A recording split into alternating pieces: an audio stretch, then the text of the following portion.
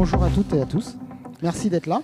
Je me présente, je suis Frédéric Eugène Lexac, je travaille à la Poste et je suis accompagné aujourd'hui de Julien qui va se présenter. Bonjour à tous. Alors moi, je m'appelle Julien Hinault, je suis responsable CRM, enfin Head of CRM chez Nexity. Ça fait 4 ans que je suis chez Nexity. Et on voulait échanger avec vous aujourd'hui, vous présenter en tout cas tout d'abord les enjeux de Nexity. Les enjeux, ils sont quand même assez multiples. Donc pour ceux qui ne connaissent pas Nexity, on est le premier opérateur immobilier en France. Donc on fait de la promotion immobilière jusqu'au service aux particuliers, donc de la location, de la transaction, du syndic, des métiers qui sont assez connus de tous. Et donc, je suis en charge donc, de l'équipe CRM. On est à peu près 8-9 personnes en charge donc, des parcours clients et des campagnes marketing digitales et non digitales. On va en parler juste après. Ce qu'il faut savoir, c'est que nous, on a beaucoup d'enjeux quand même sur 2023 et 2024. C'est de travailler sur la valeur client, que ce soit sur les prospects évidemment, mais sur les clients. Travailler aussi sur les parcours clients, parce qu'en fait, nous, ce qu'on cherche à faire, c'est de évidemment accompagner nos clients et nos prospects dans tous leurs moments de vie. Et donc, la place du marketing automation et du papier a du sens. Et on cherche aussi à toucher en fait des poches de clients ou de prospects qui sont non contactables habituellement sur des canaux digitaux. On le sait tous, on a tous des problématiques sur notamment la qualité de la donnée sur l'email ou sur l'opt-in. Finalement, le taux d'opt-in est quand même assez bas et donc c'est un peu difficile finalement de contacter l'ensemble de nos clients et de nos prospects. C'est là où finalement le courrier postal a du sens et c'est tout l'objet du jour. Exactement, donc c'est pour ça qu'on a fait un titre un peu provoquant. Est-ce qu'on peut faire du marketing automation papier ? Évidemment, nous, à la Poste, quand Julien, on a pris contact avec lui, on était ravis, parce qu'on est à peu près persuadé que oui. Je vais essayer de vous en faire la démonstration, mais effectivement, les problématiques qui ont été amenées par Nexity nous ont particulièrement intéressés. Et c'est donc une expérimentation qu'on a menée ensemble, que je vais vous détailler. Personnellement, je travaille donc à la Poste sur la partie expérience client et les sujets dont je vais vous parler, c'est vraiment des sujets d'expérience client. C'est ce que Julien exprime là, c'est-à-dire que pour les équipes marketing aujourd'hui, faire du print, faire du papier, faire du courrier, c'est pas toujours simple. C'est pas toujours simple parce que les méthodes, les savoir-faire pour faire du courrier ne sont pas toujours restés dans les équipes marketing. Aujourd'hui, les équipes marketing, vous le savez certainement, et vous en avez l'illustration dans à peu près toutes les salles, sont très tournées vers le digital. Sauf que on a quand même à la Poste un vieux support qui est pas si inintéressant que ça pour pouvoir faire passer des messages. Faire en sorte qu'ils soient mémorisés, faire en sorte qu'ils soient activés et qui permettent derrière de générer de la transaction, qui est le courrier. Et donc, en fait, on s'aperçoit, on s'aperçoit que même si aujourd'hui il y a profusion de messages digitaux, la difficulté en fait reste quand même d'émerger dans tout ça. Donc effectivement, quand vous allez avoir reçu l'ensemble des notifications de la journée, normalement, je ne suis pas certain que vous vous rappelez de tous les messages qui vous ont été adressés dans la journée. Donc la problématique que vous avez en tant que marketeur, c'est comment j'arrive à émerger dans ce flot d'informations qui essayent d'atteindre les temps de cerveau disponibles de vos destinataires toute la journée. Et aujourd'hui, on a une conviction à la Poste, en tout cas, c'est que un des bons endroits pour toucher les personnes et les inciter à réfléchir à une décision transactionnelle, c'est le domicile. Et on a aussi une conviction, c'est que on a des solutions à la Poste qui permettent d'être hyper efficaces pour toucher les gens à cet endroit qui est un peu particulier, qui est le domicile. L'attention, donc encore une fois, on est dans l'économie de l'attention. Vous en avez certainement entendu parler aujourd'hui et on est encore une fois très centré sur comment générer de l'attention et comment permettre de toucher les clients au moment où ils sont le plus attentifs pour pouvoir rentrer dans une logique de transactionnelle. Aujourd'hui, les études qu'on a pu mettre en œuvre nous permettent d'identifier un moment, un endroit clé pour pouvoir rentrer dans cette démarche-là, comment on touche à l'endroit où les gens sont le plus susceptibles de générer de la transaction, c'est au domicile. Et en faisant un certain nombre d'études, notamment à la sortie du Covid, où on a passé un peu de temps à la maison, on s'aperçoit que les prises de décision, elles sont bien souvent, les prises de décision, en tout cas les plus impliquantes, sont généralement discutées au domicile, dans le salon, autour de la famille, avec les influences de la famille. Et donc, comment on arrive à être efficace à cet endroit particulier, parce que c'est pas en touchant les clients ou les prospects autour d'une notification qu'ils vont avoir dans le bus ou dans le métro qu'on est le plus efficace, mais c'est certainement à cet endroit-là. Et du coup, voilà, on a essayé d'en tirer finalement l'équation gagnante. C'est quoi? L'équation gagnante, c'est il faut capter l'attention. Et capter l'attention, le courrier permet de capter l'attention parce que quand on reçoit un courrier, en général, on s'en rappelle. Si vous essayez de vous remémorer l'ensemble des supports, des contacts digitaux que vous avez eus dans une semaine ou les contacts par courrier que vous avez eus dans la semaine, normalement, vous en rappelez. Et donc, si on a réussi à vous capter votre attention, si vous vous en rappelez, vous êtes quand même plus à même de vous engager. Et c'est vraiment ces logiques-là qu'on essaie de soutenir au travers du canal papier. Et le challenge, c'est un peu le challenge que nous avait partagé Julien quand on a pu échanger avec lui. C'est j'ai pas mal d'outils pour faire du digital, mais j'ai rien pour faire du papier et j'ai des use cases papier. Et comment je fais? On peut vous donner un exemple de use case papier. En fait, chez Nexity, on a un espace client qui finalement permet de fluidifier les relations avec nos clients et notamment aussi de finalement les digitaliser, notre relation avec ces clients-là. Et donc, ce qu'on cherche à faire, c'est évidemment de se dire, tiens, chaque client, ou même des prospects, mais plutôt les clients, on va les embarquer vers l'espace client. Et la possibilité qu'on a grâce au courrier postal, c'est qu'on peut toucher, par exemple, un copropriétaire qui vient d'une mutation, on vient de récupérer en fait un portefeuille, mais on n'a pas les adresses email. L'avantage du courrier postal, c'est qu'on peut adresser finalement une communication pour présenter l'espace client MyNexity et derrière finalement pouvoir embarquer le client copropriétaire, ce client en mutation, vers son espace et enfin digitaliser finalement cette relation client. Nous, c'était vraiment un des cas d'usage qu'on en avait. On a évidemment d'autres. On a autour de la cagnotte immobilière et qui permet finalement aussi de se dire, tiens, je ne sais pas si certains d'entre vous ont connu cette cagnotte immobilière autour de la salle, peut-être? Non. Cagnotte immobilière, donc on a lancé une cagnotte immobilière qui permet en fait d'acheter un appartement immobilier et de pouvoir récolter de l'argent auprès de ses proches. Et c'est vrai que cette offre est quand même assez complexe. Et derrière, Nexity abonde sur cette offre immobilière. Et donc, le courrier postal, mais on pourra rentrer dans le détail après, avait tout son sens également pour notamment permettre sa compréhension et sa mémorisation. On s'aperçoit, en faisant toujours des analyses sur le comportement des annonceurs et la manière dont ils utilisent les différents canaux, que le canal courrier reste pour autant un des canaux les plus utilisés. 34% des annonceurs, ça c'est une étude qu'on a fait en début d'année, on nous déclare, quand on leur pose la question, quels sont les canaux utilisés par votre entreprise pour déployer votre stratégie CRM, le canal courrier reste quand même présent dans les stratégies. Et encore une fois, la problématique à laquelle on a essayé de répondre dans les sujets que je vais vous présenter par la suite, c'est comment on arrive à gérer finalement ces choses qui sont assez étanches a priori. Faire des rebonds entre entre les canaux digitaux et le canal courrier, ça paraît pas naturel de premier abord. Si on essaye de le faire à la main, ça nécessite quand même des manipulations de données qui sont quand même pas neutre parce qu'on est sur à la fois la donnée postale qui est bien particulière et de la donnée digitale, vous la connaissez bien et qui a aussi ses particularités. Quand on essaie de naviguer entre de l'emailing, des réseaux sociaux et du courrier, on est sur des choses qui sont quand même pas si simples en termes de manipulation de données et de data. Et donc, gérer du workflow de campagne qui permettent d'activer, en commençant par le digital, pour aller sur le physique et peut-être revenir sur le digital, c'est vraiment pas simple. Et c'est vraiment ces cas-là qu'on a essayé de craquer à la Poste. Et donc, on a essayé de le craquer sous la forme d'un projet qu'on a appelé Capmailing Platform. Je vais vous faire une petite démo pour que vous puissiez voir ce que ça permet de faire.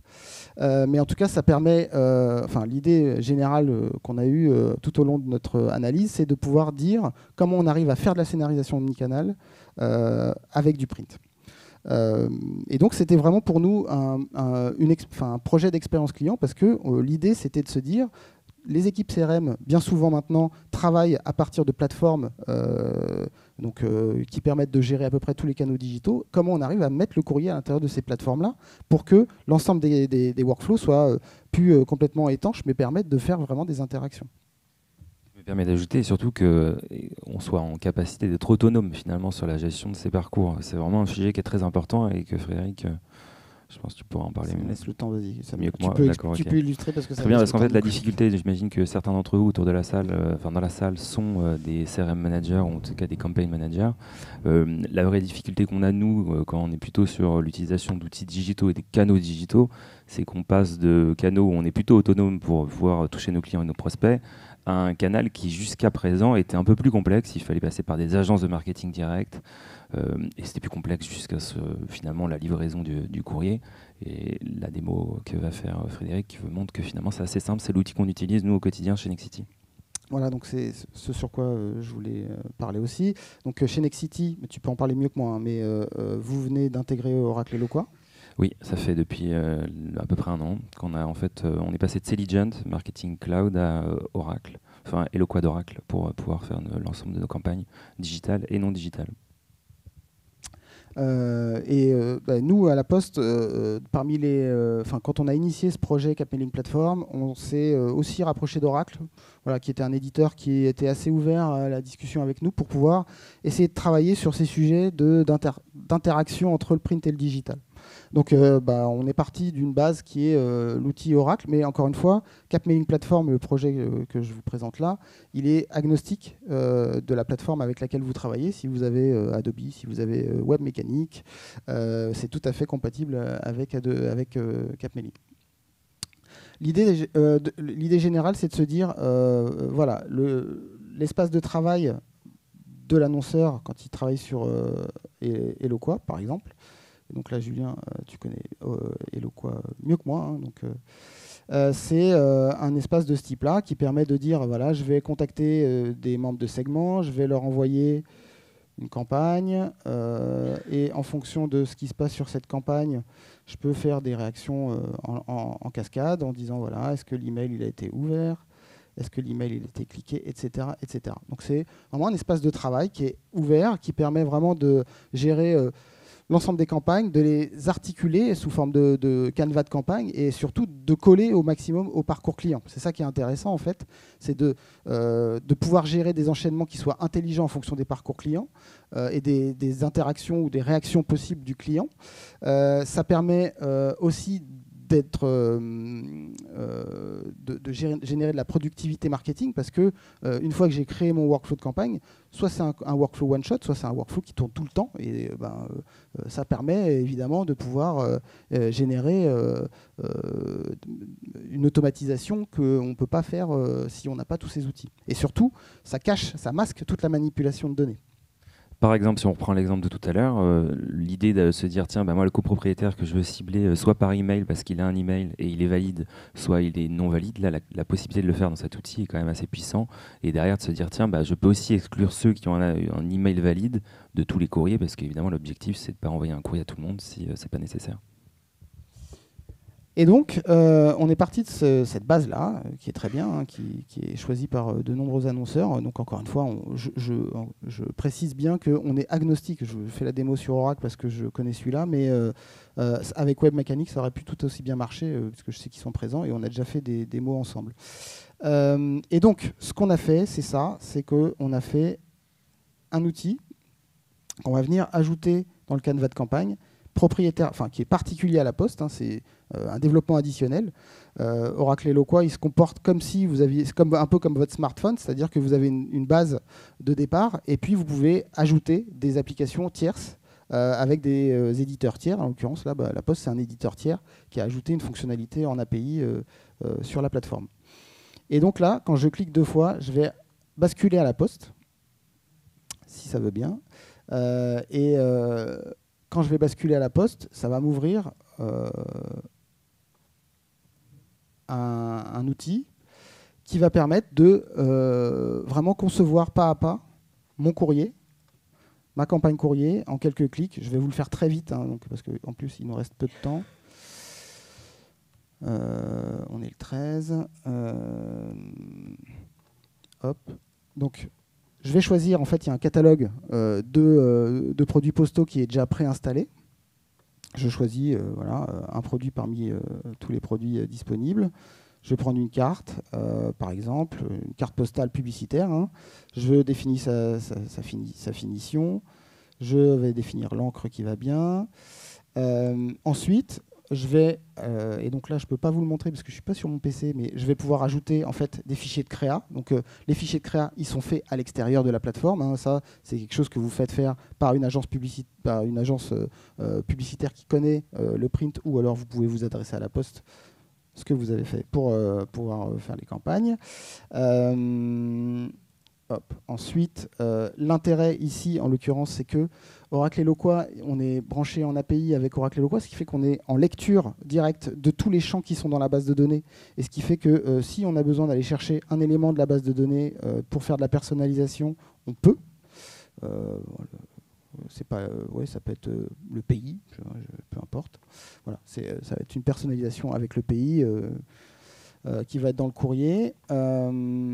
Ensuite, vous allez définir la vitesse de distribution des plis. Est-ce que je fais un envoi en une seule fois ou un envoi récurrent? Oui, il faut que je lui dise. Hop, je fais très vite, donc il y a des choses que je passe. Oui, là, hop. Et là, évidemment, il faut définir le pavé adresse. Donc, adresse, code postal juif, je vous le fais très vite. Adresse. Ouais, ils sont là. Voilà, etc. Et en fait, voilà, là, je suis allé très vite et j'ai fait des raccourcis, mais tout ça pour vous montrer qu'en quelques clics, j'ai conçu l'ensemble des éléments qui sont nécessaires à la Poste pour pouvoir imprimer un courrier en lien avec l'ensemble des éléments du workflow que j'ai conçu précédemment, qui était, est-ce que j'ai envoyé un email et je veux envoyer un courrier spécifiquement aux gens qui n'ont pas ouvert ou cliqué sur cet email. Tout ça en automatique, et Julien peut témoigner, ça marche, c'est déjà en prod, tout ce que je vous montre est en prod. C'est-à-dire que là, vraiment, si je finalise le truc, ça part. Et l'idée, encore une fois, c'est que les marketeurs n'aient pas à se poser 10 milliards de questions pour faire une campagne de courrier, et les marketeurs n'aient pas à passer des heures et des heures à contacter différents prestataires, que ce soit un imprimeur, un routeur, la Poste éventuellement, pour pouvoir gérer leur campagne de print en automation avec les outils de gestion de campagne. Ce qui a pris le plus de temps pour nous sur ce sujet-là, c'est surtout finalement de réfléchir à comment on voulait communiquer auprès de nos clients, quel message, mais finalement l'utilisation de la plateforme, c'était aussi rapide que tu viens de le montrer. Oui. Alors, je vous laisserai poser les questions un peu plus tard, mais alors c'était là la démo. Donc les avantages, hein, voilà, pour aller vite, c'est que en fait la connexion, donc pareil, la connexion, souvent on se pose des questions, est-ce qu'il y a des frais de setup, est-ce qu'il y a des temps d'intégration pour pouvoir connecter ça à notre plateforme de CRM, etc. Non, pas du tout. Hein. On l'a fait par exemple chez Nexity, sur Eloqua, ça prend à peu près un quart d'heure, le temps de rentrer 2 paramètres pour pouvoir connecter la plateforme, puisque tout est natif, c'est comme une app sur votre téléphone mobile, donc ça marche immédiatement. L'ensemble des éléments qui constituent la campagne sont gérés par la Poste, c'est-à-dire que d'habitude la Poste se contente entre guillemets de faire la distribution, donc au travers de l'affranchissement. On distribue les plis évidemment dans les boîtes à lettres. Là, finalement, l'idée, c'est qu'on remonte la chaîne de valeur marketing et qu'on va gérer la partie impression routage et la partie aussi orchestration marketing. Et si je peux dévoiler encore un pan des développements qu'on est en train d'ouvrir sur ce sujet, on va aussi d'ici à la fin de l'année, ajouter un moteur graphique à l'intérieur de la plateforme qui permettra de gérer aussi les templates créatifs, ce qui fait que vous aurez la possibilité d'intégrer une bibliothèque de templates. Et là, il y aura vous ne faites pas le parcours que je viens de vous montrer là, c'est-à-dire en uploadant un fichier de créa que vous aurez fait faire à l'extérieur de la plateforme, mais vous pourrez directement aller sur les templates qu'on aura conçus au démarrage du projet. Et ça laissera vraiment encore plus d'autonomie aux équipes marketing pour travailler de bout en bout. Excuse-moi. On a fini. Je pense qu'on est dans les temps. Est-ce qu'il y a des questions? Oui? Je vous donne le micro. Oui, du coup, c'est franchement top. Là, je vois déjà des cas d'usage en fonction de la typologie de client. Mais pour le savoir, parce que forcément, ça dépendra du produit. Si je vends un produit à 20 €, je ne sais pas si ça vaut le coup. Quel est le budget, je dirais, moyen pour, disons, l'envoi d'une lettre, ou est-ce que c'est sous la forme d'un package, ou est-ce que c'est la forme... bon, peut-être qu'il faudra demander un devis, mais voilà, dans l'idée... Alors, la question sous-jacente, c'est quoi le modèle économique? Le modèle économique, c'est commercialisé par la Poste comme une solution CRM, c'est-à-dire, logiciel, pardon. C'est-à-dire qu'il y aura des frais fixes de connexion qui seront mensuels. Donc, c'est une licence, voilà, qui est mensuelle. Entre 250 et 700 € par mois, hors taxe, en fonction du niveau de volume que vous souhaitez. Donc, si vous faites moins de 50 000 plis par an, 250 €, ça suffit. Ça, c'est un premier élément. Et après, en fonction du niveau d'abonnement que vous aurez choisi, vous avez accès à une grille tarifaire qui est dégressive. C'est-à-dire que premier niveau, 250 €, les prix au pli sont un peu plus chers que quand vous prenez une formule à 700. Okay, ça, c'est le premier élément. Et du coup, les tarifs, c'est une carte postale, celle que je vous ai montrée dans la démo. Là, c'est à peu près 60 centimes. Affranchi, imprimé, recto verso, en couleur, c'est de l'impression jet d'encre. Après, avec une vitesse standard, 7 jours pour être posé en boîte à lettres. Si vous faites plus rapide, avec un peu plus de composition, etc., ça va être un peu plus cher. On va passer certainement la barre de l'euro par pli. Donc voilà, en termes de budget, un ordre d'idée, mais évidemment, il faut qu'on regarde dans le détail si vous avez des questions particulières. Ok, merci. Et sinon, j'autre petite chose. Je suis désolé, c'est une partie un petit peu technique, mais pour le coup, est-ce que on est attaqué un petit peu sur la question RGPD? Parce que est-ce qu'on peut adresser une lettre à n'importe qui, n'importe quand, comme ça, en outreach, ou est-ce qu'on doit parler forcément du client? Parce qu'en soi, l'adresse, on peut la trouver sur les pages jaunes. Donc, Alors, nous, ce qu'on fait, c'est qu'on adresse en fait l'ensemble des communications par courrier postal en respectant la législation française. La législation française, c'est la suivante. C'est si une personne, c'est le concept de l'opt-in et de l'opt-out. L'opt-out, c'est pour les canaux non digitaux, donc c'est pour le courrier postal et pour le téléphone. L'opt-in, c'est pour l'email et pour les SMS. Et donc, ce qu'il faut savoir, c'est que donc, une personne qui n'a pas donné son opt-out peut finalement être contactée par finalement Nexity ou d'autres sociétés, en tout cas dans lesquelles elle peut être dans les bases de données. Et donc nous, on a un autre, ce qu'on appelle un stop pub, c'est-à-dire qu'une personne qui aussi souhaite être opposée à recevoir des communications de la part du groupe, on ne lui adresse pas des communications. Mais c'est les seuls finalement blocages qu'on a, puisque c'est un courrier adressé. Donc tant qu'on a la donnée en base de données et que la personne n'est pas opt-out, il n'y a pas de problème. Top.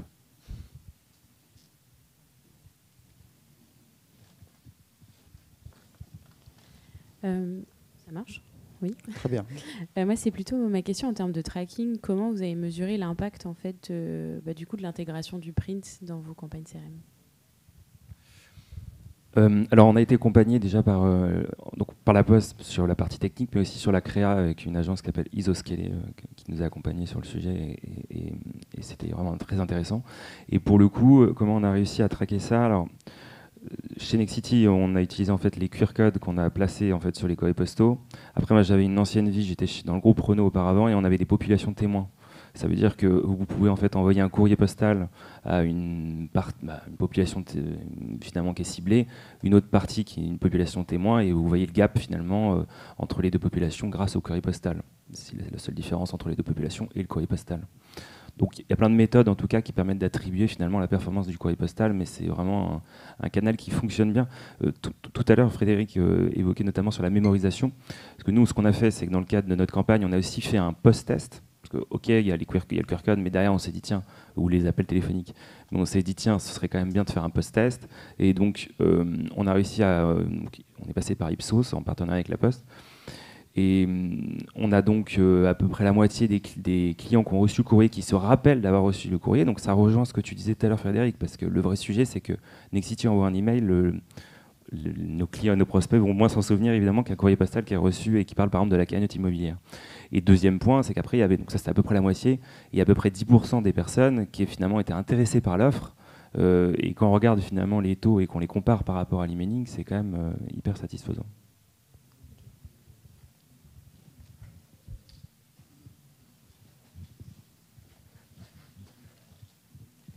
Bonjour, j'ai une question qui rejoint pas mal les mesures de performance qui viennent d'être évoquées et le pricing, désolé. Je ne sais pas si elle va être en deux temps. Je me pose des questions sur le fait qu'il y a un pricing model et donc des coûts qu'on connaît tous liés au print et à l'envoi postal. Est-ce qu'au sein de la plateforme La Poste ou peut-être en dehors, vous avez mis en place un système de ciblage?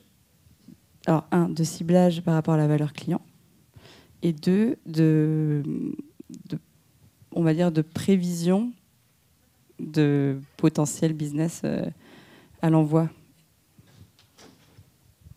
En fait, ça dépend des cas d'usage, mais évidemment, nous, on ne va pas adresser, j'imagine que la question était plutôt pour moi, mais on ne va pas adresser le courrier postal à l'ensemble de nos clients et de nos prospects. On va adresser le courrier postal quand on estime que la valeur client est évidemment nécessaire, en tout cas quand elle peut être importante suite à cette action-là. Et donc, notamment via des actions d'upselling, cross-selling. Donc, ce qu'on se dit, c'est que typiquement le cas d'usage, le premier qu'on évoquait tout à l'heure, sur l'activation de notre espace client qui permet de digitaliser la relation client, ça a du sens parce que derrière, nous, on a des fortes économies sur le lien entre nos clients et nos collaborateurs, où finalement, quand ils passent par l'espace Nexity, le coût de traitement est quand même moins élevé. Donc ça, c'est le premier point. Deuxième point sur nos campagnes, nous, en fait, on est premier opérateur immobilier en France, mais on fait de la promotion immobilière. Il faut savoir que le coût d'un appartement en moyenne est de 300 000 euros. Donc, évidemment, envoyer un courrier postal peut avoir du sens puisque les coûts d'acquisition sont évidemment beaucoup plus élevés que le coût d'affranchissement et de setup et de créa. En fait, voilà, c'est en fonction évidemment de la rentabilité du produit, mais ça dépendra de votre secteur. Peut-être un petit bout de complément.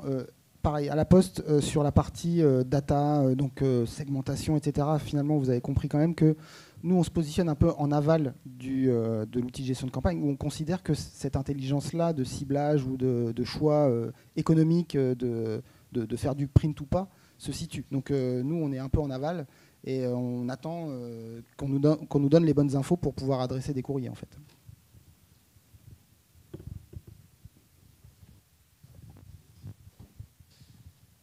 Une question pour Nexity. Je comprends que vous êtes plutôt B2C. Est-ce que vous avez un canal B2B et est-ce que vous avez testé le courrier postal sur le canal B2B et avec quelle performance versus B2C? Alors, c'est une très bonne question. Donc, Nexity, nous, on est essentiellement sur du client particulier, mais aussi en fait sur de la collectivité du client particulier. On a Nexity Entreprise et on a aussi on a des liens assez forts avec les collectivités, notamment les maires, etc., pour le développement du foncier. On n'a pas fait encore de cas d'usage sur le courrier postal avec le B2C. On pourrait le faire, notamment typiquement le lien avec les maires, où on pourrait dire qu'en fait créer du lien avec les maires, ça peut être important et le courrier postal peut avoir sa place. Malheureusement, je n'ai pas de cas d'usage encore qui ont été mis en place, mais c'est quelque chose sur lequel il va falloir qu'on se penche.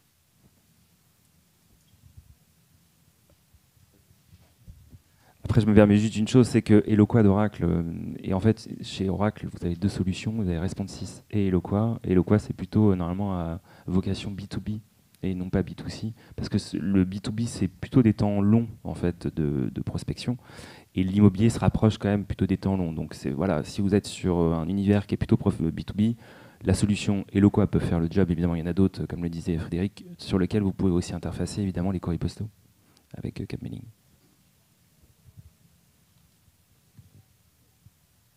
Bonjour, moi j'ai une petite question. Je voudrais savoir si ça peut être, cette solution peut être corrélée à de l'enrichissement de données ou pas du tout. En fait, c'est vraiment la donnée de la société.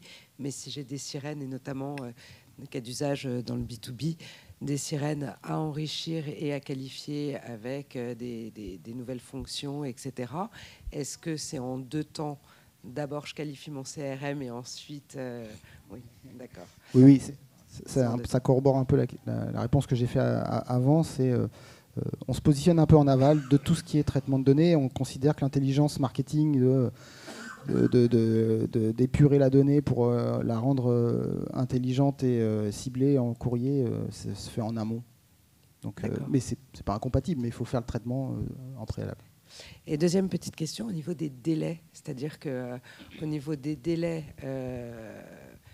pour que ça arrive, ça met combien de temps à arriver? C'est les 2 jours ouvrés ou, oui, ou en revanche, le temps d'imprimer, etc., c'est un délai supplémentaire? Il faut un peu imprimer. Il faut le temps d'imprimer. Non, c'est vrai que c'est des étapes. Voilà, on a essayé de digitaliser les processus qui sont sous-jacents à la génération de courrier, mais le print suppose qu'il faut, il reste de l'humain dans le print. Voilà. C'est pas aussi automatisé que le digital. Et donc cette phase-là où on adresse les éléments de créa et les éléments de ciblage, qu'il faut les associer, les assembler, vérifier que tout est bien mis à disposition et après les imprimer, etc. Ça nécessite quand même des étapes manuelles. Et donc ça, on a essayé, mais on n'a pas réussi à le réduire à moins de 3 à 5 jours. Voilà. Il faut 3 à 5 jours le temps d'imprimer. Et au plus court, en termes de distribution, la Poste fait 3 jours. Sinon, c'est 7 jours. D'accord. Merci. Il y a une chose qui est importante, je me permets juste de préciser sur la mise sous pli, parce que c'est vrai que c'est aussi une des raisons pour lesquelles on utilise ce partenariat. Nous, chez Nexity, on a des agences immobilières et nos collaborateurs étaient quand même régulièrement amenés à faire de la mise sous pli. Ils imprimaient finalement en agence et puis ils faisaient de la mise sous pli manuelle. Et après, derrière, il y a le coût d'affranchissement. Donc, si on rajoute le coût d'affranchissement plus le temps réalisé par... Alors, c'est plutôt des assistants de gestion, par exemple, qui font ça et qui vont faire de la mise sous pli. Finalement, passer par les services de Capmailing Platform, c'était quand même un gain de temps pour nous, pour nos collaborateurs, et évidemment un gain aussi financier, puisque nos collaborateurs peuvent faire autre chose que de la mise sous pli.